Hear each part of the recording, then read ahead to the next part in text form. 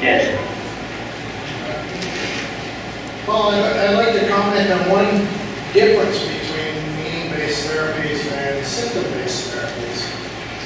In terms of those lines, most of the people that we see, when people come in initially, they're suffering. They have symptoms, they've got problems.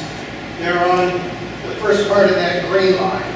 They've gone downhill, maybe not all the way, but they've gone downhill. They present with a problem and symptoms help with their problems. Now, traditional models, symptom-based models, whether it's medication or CBT or behavioural therapy or any of those things, the medical model, will pick it up there and try to get them back to the intersection with blue line there, with ordinary life. Once you hit ordinary life, medical model's over, the third-party insurance, if you don't have to pay Canada, cuts you off. That's the end of the game, and you go back to the ordinary life. Meaning-based approach will continue beyond that. Thank you very much. You see,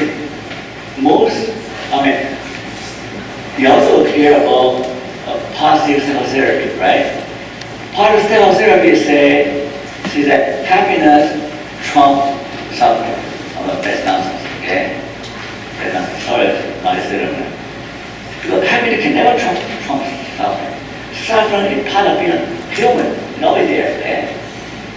So, positive therapy is enhance people's happiness, enhance people's strength.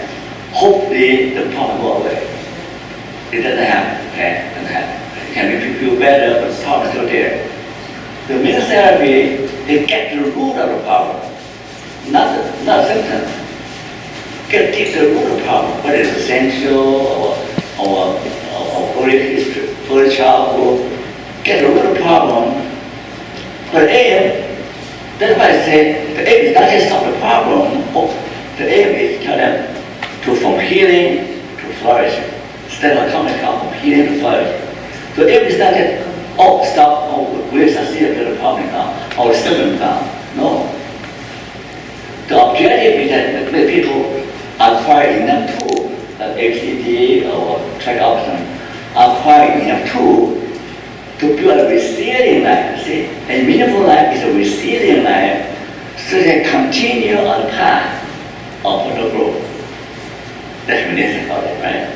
That humanistic psychology is that you're not just trying to solve a problem, remove symptoms, but you continue to grow to develop your full potential in spite of a lack of strength, in spite of your lack of opportunity.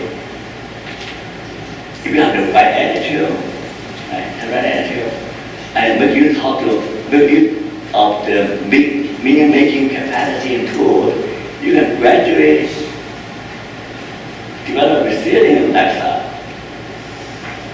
So that aim.